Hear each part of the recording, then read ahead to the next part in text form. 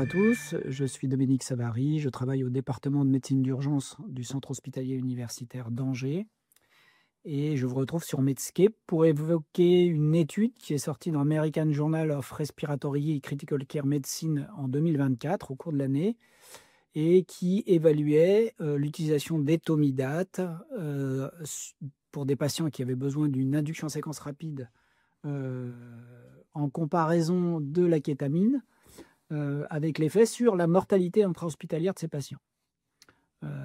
Et donc une belle étude qui avait donc ce critère de jugement principal qui était la mortalité intra-hospitalière, avec des critères de jugement secondaire qui étaient les vasopresseurs et l'utilisation, l'administration de corticostéroïdes suivant l'initiation de la ventilation mécanique. Et donc,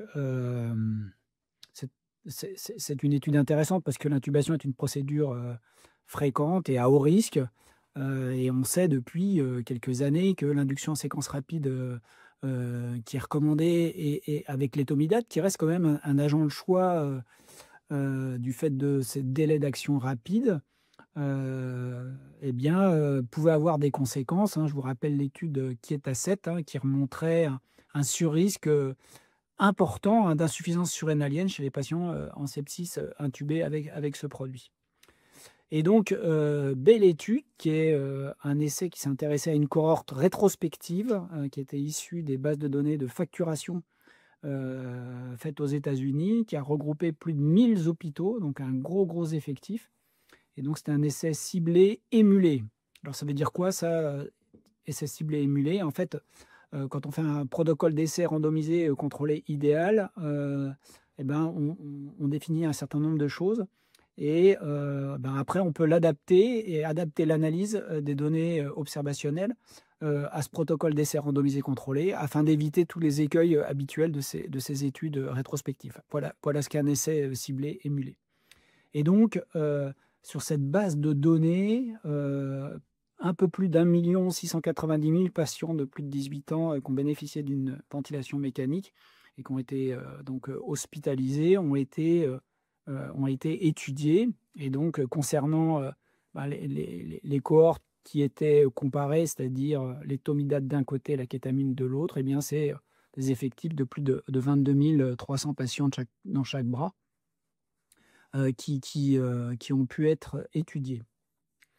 Et donc, il faut savoir que parmi tous ces patients, il y en a 43,7% qui ont reçu de la kétamine, 5,9% qui ont eu de qui ont eu de l'étomidate, 5,9% qui ont eu de la kétamine, et puis un gros groupe de patients qui ont eu du propofol. Et donc, bien sûr, ce qui était comparé, hein, c'était l'étomidate versus kétamine, propofol, et cela donnait en fait hein, des groupes qui étaient similaires et comparables. Voilà, ça c'est important de le rappeler.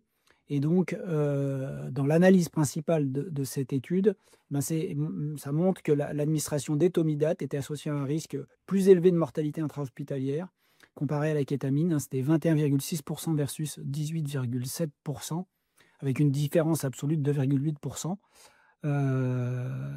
Par contre, la probabilité de recevoir des vasopresseurs ou des corticoïdes à 30 jours était plus faible dans le groupe étomidate versus le groupe kétamine, 52% versus 59%.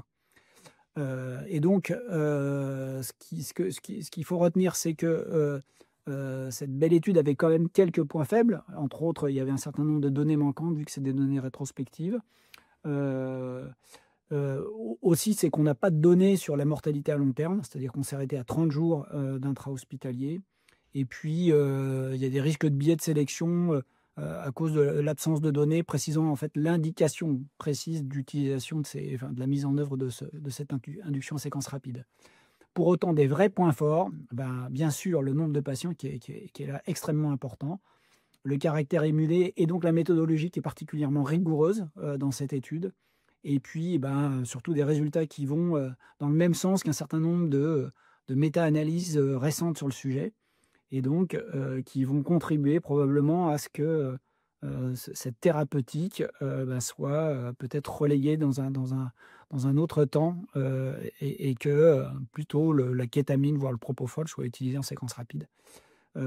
Et donc, voilà, on sera attentif à tout cela. Voilà, j'espère vous avoir intéressé sur cette belle étude et son caractère particulier. Je vous dis en tous les cas à bientôt sur Medscape France.